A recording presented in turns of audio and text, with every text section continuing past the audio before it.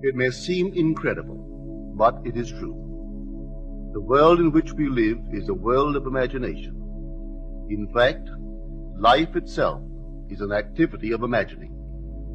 All that we behold, though it appears without, it is within, in our imagination, of which this world of mortality is but a shadow. Nothing appears or continues in being by a power of its own. Events happen because comparatively stable imaginal activities created them, and they continue in being only as long as they receive such support. Therefore, the secret of imagining is the greatest of all problems, to the solution of which everyone should aspire. For supreme power, supreme wisdom, and supreme joy lie in the solution of this great mystery. When man solves the mystery of imagining, he will have discovered the secret of causation, and that is, imagining creates reality. Divine imagining and human imagining are not two powers at all, but one. The valid distinction which exists between them lies not in the substance with which they operate, but in the degree of intensity of the operant power itself. Acting at high tension, an imaginal act is an immediate objective fact. Keyed low, an imaginal act is realized in a time process. Human history, with its forms of governments, its revolutions, its wars, and in fact the rise and fall of nations, could be written in terms of the imaginal activities of men and women. All imaginative men and women are forever casting forth enchantments, and all passive men and women who have no powerful imaginative lives are continually passing under the spell of their power. If imagination is the only thing that acts or is in existing beings or men, as Blake believed, then we should never be certain that it was not some woman treading in the winepress who began that subtle change in men's minds, or that the passion because of which the earth has been drenched in blood did not begin in the imagination of some shepherd boy, lighting up his eye for a moment before it ran upon its way. The future is the imaginal activity of man in its creative march. Imagining is the creative power, not only of the poet, the artist, the actor, and orator, but of the scientist, the inventor, the merchant, and the artisan. Its abuse in unrestrained, unlovely image-making is obvious, but its abuse in undue repression breeds a sterility which robs a man of actual wealth of experience. Imagining novel solutions to ever more complex problems is far more noble than to restrain or kill out desire. Life is the continuing solution of a continuously synthetic problem. Imagining creates events. Our world, created out of men's imagining, comprise unnumbered warring beliefs. Therefore, there can never be a perfectly stable or static state. Today's events are bound to disturb our yesterday's established order. Imaginative men and women invariably unsettle a pre-existing peace of mind.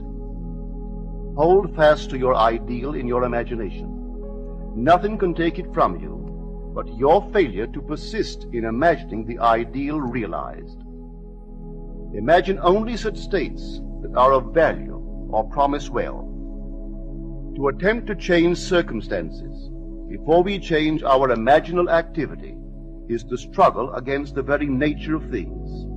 There can be no outer change until there is first an imaginal change. Everything we do, unaccompanied by an imaginal change, is but futile readjustment of surfaces. Imagining the wish fulfilled brings about a union with that state, and during that union we behave in keeping with our imaginal change. This shows us that an imaginal change will result in a change of behavior. However, Our ordinary imaginal alterations, as we pass from one state to another, are not transformations, because each of them is so rapidly succeeded by another in the reverse direction. But whenever one state grows so stable as to become our constant mood, our habitual attitude, then that habitual state defines our character and is a true transformation. Now let me call your attention to the design on the cover of this record. You will notice a man sitting on a park bench, imagining himself to be in a home.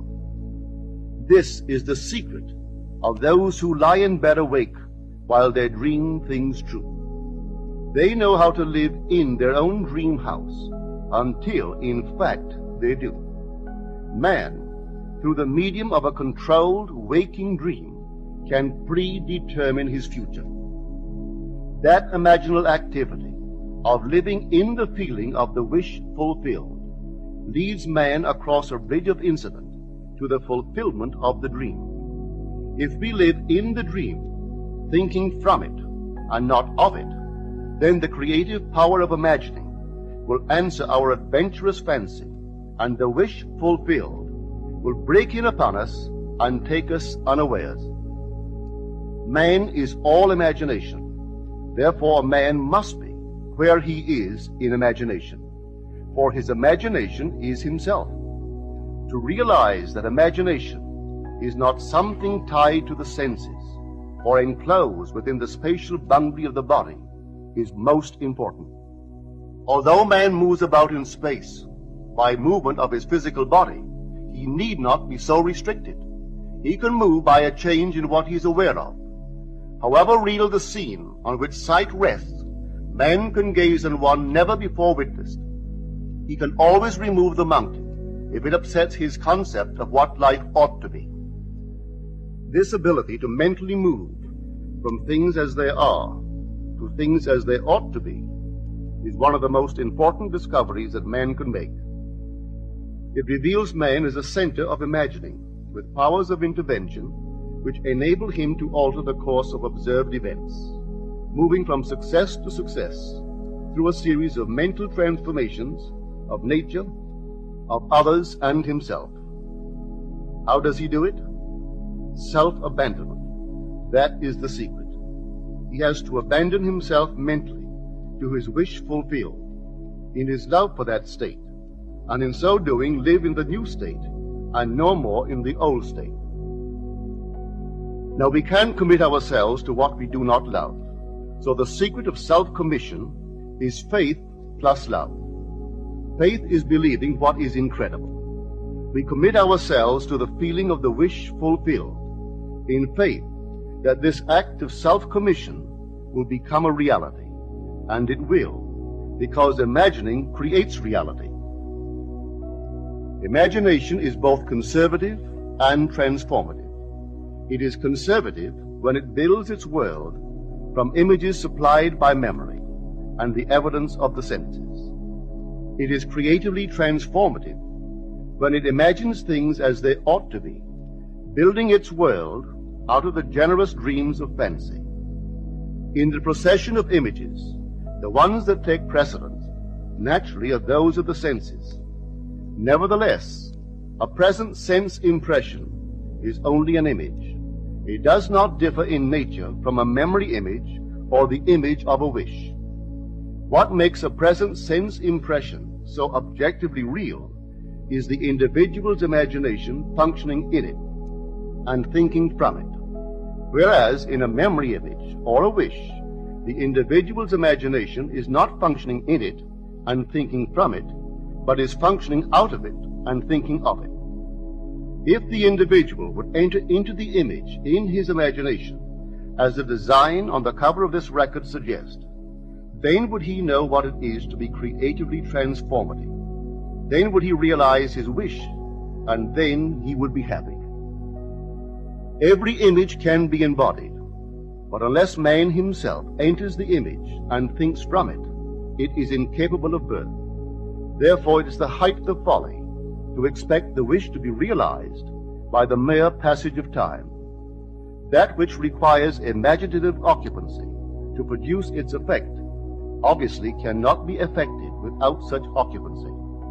We cannot be in one image and not suffer the consequences of not being in another. Imagination is spiritual sensation. Enter the image of the wish fulfilled, then give it sensory vividness and tones of reality by mentally acting as you would act were it a physical fact. Now this is what I mean by spiritual sensation. Imagine that you are holding a rose in your hand. Smell it. Do you detect the odor of roses? Well, if the rose is not here, why is its fragrance in the air? Through spiritual sensation, that is, through imaginal sight, sound, scent, taste, and touch, man can give to the image sensory vividness. If he does, all things will conspire to aid his harvesting. And on reflection, he will see how subtle were the threads that led to his goal. He could never have devised the means which his imaginal activity used to fulfill itself. If man longs to escape from his present sense fixation, to transform his present life into a dream of what might well be, he has but to imagine that he is already what he wants to be, and then feel the way he would expect to feel under such circumstances. Let him, like the make-believe of a child who is remaking the world after its own heart, create his world out of pure dreams of fantasy. Let him mentally enter into his dream. Let him mentally do what he would actually do were it physically true. He will discover that dreams are realized not by the rich, but by the imaginative. Nothing stands between man and the fulfillment of his dreams but facts, and facts are the creations of imagining. If man changes his imagining, he will change the facts. Man and his past are one continuous structure. This structure contains all of the facts which have been conserved and still operate below the threshold of his surface mind. For him, it is merely history. For him, it seems unalterable, a dead and permanently fixed past. But for itself, it is living. It is part of the living age. We cannot leave behind us the mistakes of our past, for nothing disappears. Everything that has been is still in existence. The past still exists, and it gives and still gives its results. Man must go back in memory, seek for and destroy the causes of evil however far back they lie. This going into the past and replaying a scene of the past in imagination as it ought to have been played the first time, I call revision. And revision results in repeal. Changing our lives means changing the past. The causes of the present evil are the unrevised scenes of the past. The past and the present form the whole structure of man. It is carrying all of its contents with it. Any alteration of content will result in an alteration in the present and future. Live nobly, so that mind can store a past well worthy of recall. Should you fail to do so, remember, the first act of correction or cure is always revise. If the past is recreated into the present, so will the revised past be recreated into the present. Or else, the promise that though your sins are like scarlet, they shall be as white as snow, is a lie. The question may arise as to how, by representing others to ourselves as better than they really were, or mentally rewriting a letter to make it conform to our wish, or by revising the scene of an accident, the interview with the employer, and so on, could change what seems to be the unalterable facts of the past. But remember my claims for imagining. Imagining creates reality. What it makes, it can unmake. It is not only conservative, building a life from images supplied by memory. It is also creatively transformative, altering a theme already in being. The parable of the unjust steward gives the answer to this question.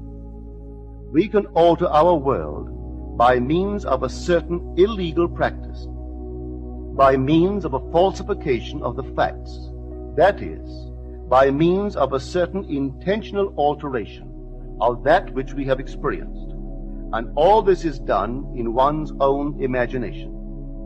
This is a form of falsehood which not only is not condemned, but is actually approved in the gospel teaching. By means of such a falsehood, a man destroys the causes of evil and acquires friends, and on the strength of this revision proves, judging by the high praise the unjust steward received from his master, that he is deserving of confidence. Because imagining creates reality, we can carry revision to the extreme and revise a scene that would be otherwise unforgivable. We learn to distinguish between man, who is all imagination, from those states into which he may enter.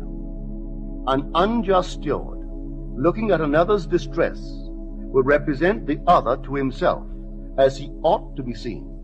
Were he himself in need, he would, like the man on the cover of this record, enter his dream house in his imagination and imagine what he would see and how things would seem and how people would act after these things should be.